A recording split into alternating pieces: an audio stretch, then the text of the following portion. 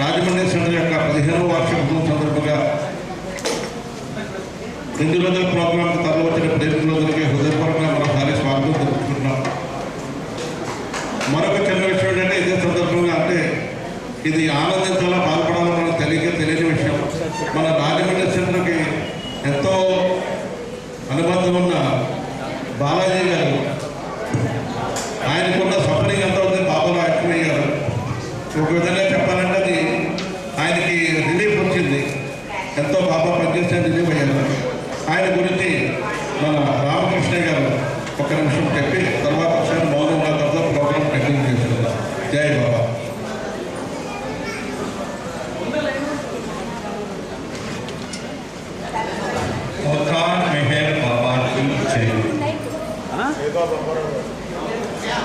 దుఃఖానికేమో తావే లేదు. ఆధ్యాత్మికంగా దుఃఖం అనేది లేదు. బాబా అన్నారు ఎవ్రీవేర్ ఓన్లీ బ్లిస్, అనంతమైన ఆనందమై అంతటా నిండి ఉంది. దాన్ని అనుభవించలేని మన అసమర్థత వల్ల దుఃఖం వస్తుంది. టెంపరేచర్ ఉంది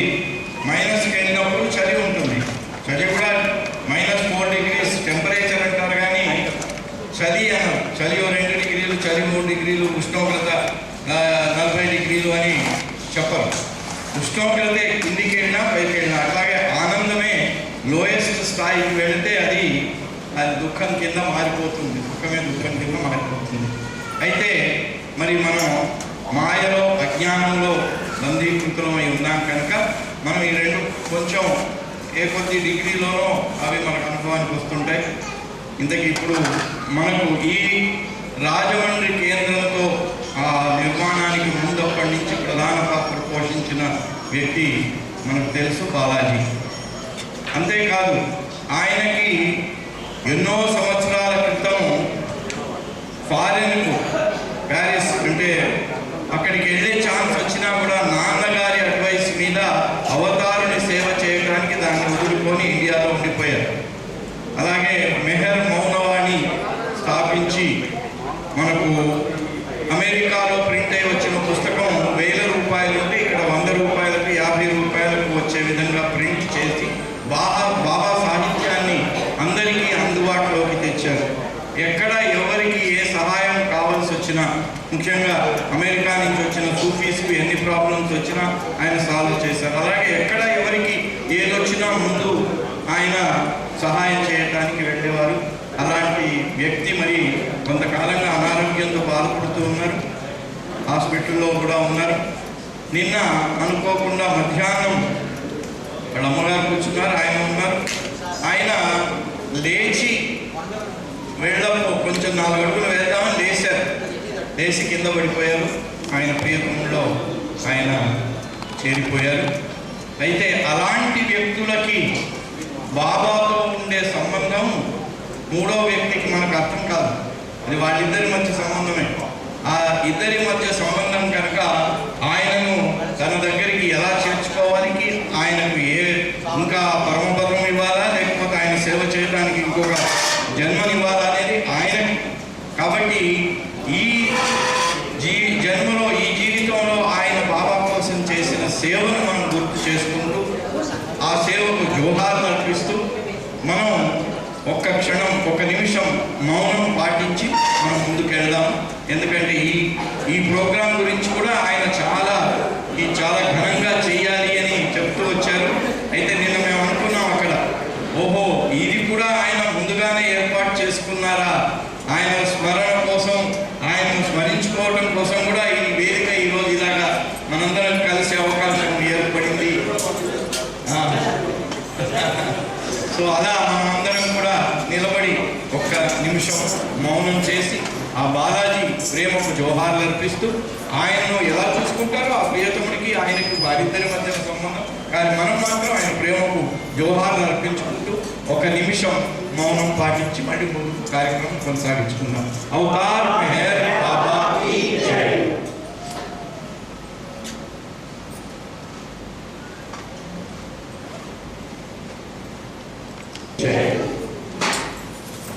జై బాబా అండి. ప్రేమికులందరికీ మరోసారి హృదయపూర్వకంగా స్వాగతం పలుకుతున్నాము. ఇప్పుడు రామచంద్ర గారు అని వారితో పాటు ఈశ్వరరావు గారు కూడా వచ్చి బాబాయ్ యొక్క సంకీర్తన చేస్తారు. ఒక 3 పాటలు వాళ్ళు పాడతారు.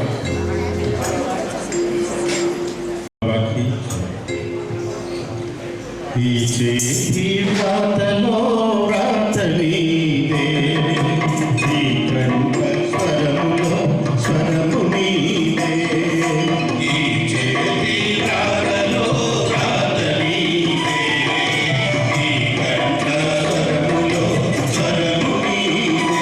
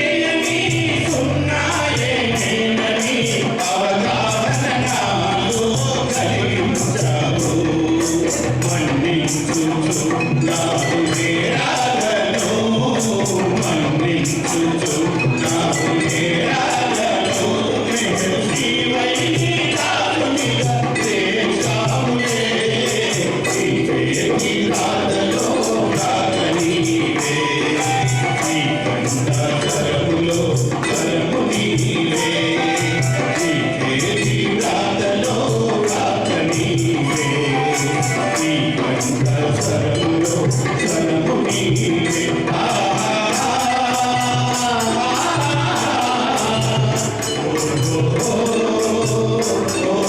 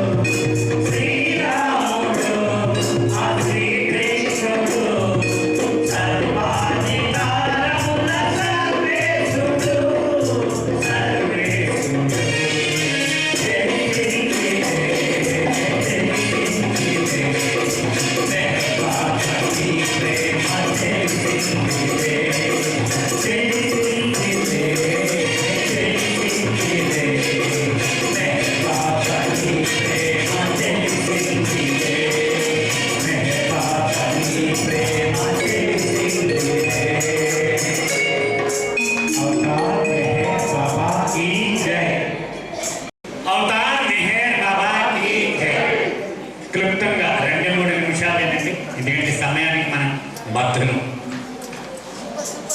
ఉదయం నుంచి రాజమండ్రి యొక్క ప్రాముఖ్యత గురించి మనం తెలుసుకుంటూ ఉన్నాం.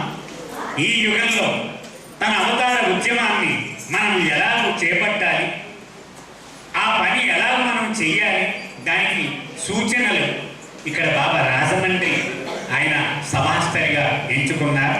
ప్రతి యుగములోనూ ఇటువంటి సమావేశం నేను నిర్వహిస్తూ ఉంటాను. గత అవతారాల్లో నేను నిర్వహించినవన్నీ నా కళ్ళ ముందు కదులుతూ ఉన్నాయి అన్నారు బాబా ఇక్కడ రాజమండ్రిలో. అయితే అలా జీవించి చూపించిన ఒక వ్యక్తి గురించి మీకు మనవి చేస్తాను ఈ 2 నిమిషాల టైంలో కూడా. లార్డ్ మెహర్ అనేటువంటి గ్రంథము, అది 20 వాల్యూములని ఒరిజినల్గా ఇంగ్లీష్లో, ఒక్కొక్కటి 2000 రూపాయలు, 40,000 రూపాయలు మొత్తం సెట్. దానిని 3,500 రూపాయలు మొత్తం సెట్ వచ్చింది మనకి కదా. మనలో చాలా మంది కొనుక్కున్నాం కదా. అలాగే గాడ్ స్పీచ్ 1,600 రూపాయలకి అమెరికన్ ఎడిషన్ కొన్నాను నేను, నా దగ్గర ఇప్పటికీ ఉండే. అది 100 రూపాయలకి మనకి అందించాడు ఒక వ్యక్తి కదా. అలాగే బియాండ్ వర్డ్స్ సిడి 2,400 రూపాయలకి కొన్నానండి నేను, 100 రూపాయలకి ఈరోజు మనకి దొరుకుతోంది. ఎలా దొరుకుతున్నాయి ఇవన్నీ? ఒక వ్యక్తిలో అంత అంకిత భావాన్ని, అంత త్యాగ నిరతని, ఆయన కోసమే జీవించేటువంటి ఆరాధనను రగిలించగలడు నా తండ్రి. అతడే బాలాజీ. అంటే ఎందుకు మనం గుర్తు చేసుకోవాలంటే ఇదే నగరానికి చెందినటువంటి వ్యక్తి. నాకు ఆ చిన్ననాటి రోజులు జ్ఞాపకం వస్తున్నాయి. మా నాన్నగారు పద్మనాభం గారు ఇక్కడ ఉండేవారు, బాలాజీ నాన్నగారు సుబ్బరామయ్య గారు ఇక్కడ పనిచేస్తూ ఉండేవారు. అప్పుడు చిన్నవాడు బాలాజీ. కానీ అలాంటి ఒక సామాన్యమైన వ్యక్తిలో ఇంత అనితర సాధ్యమైనటువంటి అంకిత భావాన్ని ఆయన రగిలించగలడు. ఒకసారి జిఎస్ఎన్ మూర్తి గారి గురించి, ఆయన చనిపోయిన రోజున సభ అవుతోంది హైదరాబాద్లో. అందరూ జిఎస్ఎన్ మూర్తి గారిని పొగుడుతూ ఉన్నాడు. బాలాజీ వెనక నుంచి నాతో అన్నాడు, ఈయనని భరించిన ఆయన గురించి ఎవడో మాట్లాడు, ఈ వ్యక్తి గురించైనా మాట్లాడేది. ఆయన వేసిన వికారం ప్రశ్నలన్నీ భరించి రుజువు చేసుకున్నాడే, ఆయనకి ఏమిటి అగత్యము, పోరాటే అయిపోయింది కదా. ఆ తండ్రి గొప్పతనము అదే నాకు గుర్తుకొస్తుంది. అంచేత బాలాజీ గొప్పతనం మాత్రమే కాదు, అతనిలో ఎంత అంకిత భావాన్ని రగిలించిన నా తండ్రి.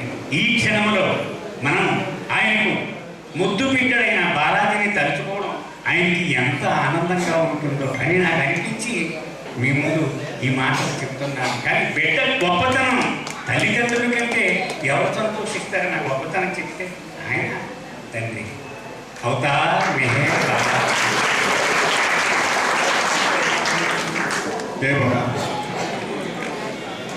సోదరుడు బాలాజీ గురించి ఎంత చెప్పినా తక్కువే. ఎందుకంటే మనం రకరకాల బాబా పిల్లలు చేస్తున్నాం, నేను చేస్తున్నాను మనం ఎంతో అంటే ఒక విధంగా గర్వంతో ఉంటాం.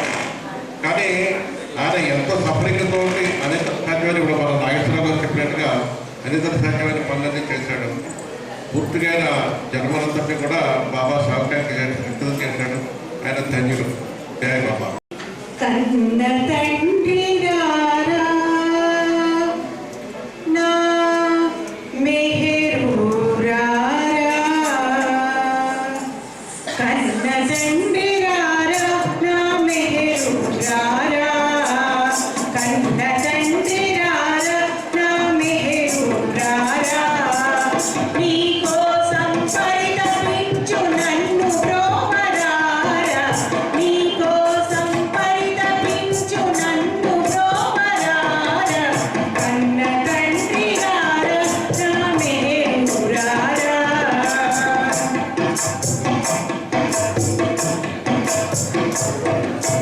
భూమిపై ఉన్నావని ఎవరు చెప్పారు, ఉరుకులతో పరుగులతో నిన్ను చూడవచ్చాను.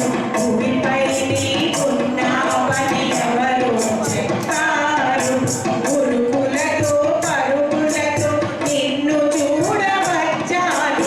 సుందరమము నీ మోమును తనివి తీరగాచగా, సుందరమము నీ మోమును తనివి తీరగాచగా, తహతహలాడే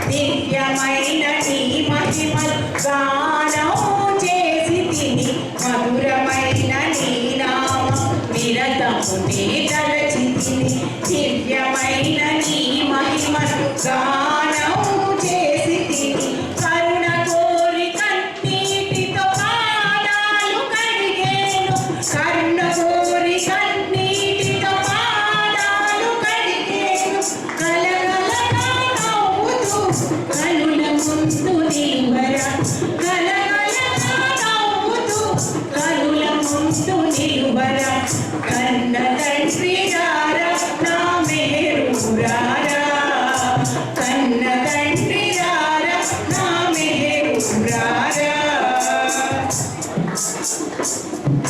ప్రేమతో నిన్ను కొలచి ప్రియతముడని పిలచి మరి వరువక నీ నామం నిరతమునే తలచి ప్రేమతో నిన్ను కొలచి ప్రియతముడని పిలచి మరి వరువక నీ నామం నిరతమునే తలచి ప్రేమ పంచి మంచి పెంచి స్వార్థం విడనాడితే ప్రేమ పంచి మంచి పెంచి స్వార్థం విడనాడితే సాక్షాత్కారము కలద ఇప్పుడే నేనెరిగితి సాక్షాత్కారము కలదని ఇప్పుడే నేనెరిగితి కన్న తండ్రి రారా నా మేరు రారా కన్న తండ్రి రారా నా మేరు రారా నీకోసం పరితపించు నన్ను బ్రోకరారా నీకోసం పరితపించు నన్ను బ్రోకరారా కన్న తండ్రి రారా నా మేరు రారా కన్న తండ్రి రారా నా మేరు రారా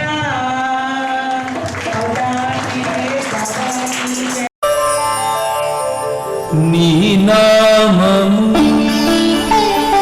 ఎంతో రుచిరా నిగమ సజ్జన గోచరా ఇహ పరానంద రాజ సాధనము ఇహ పరానంద రాజ సాధనము శ్రీ మెహరుని దివ్యనామము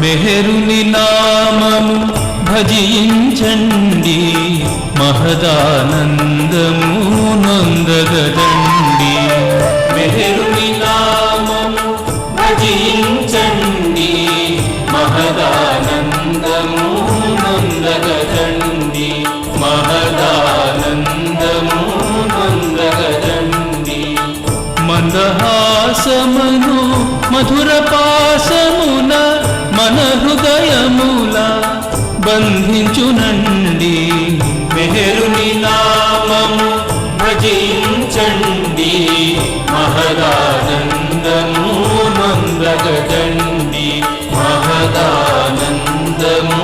నొందగదండి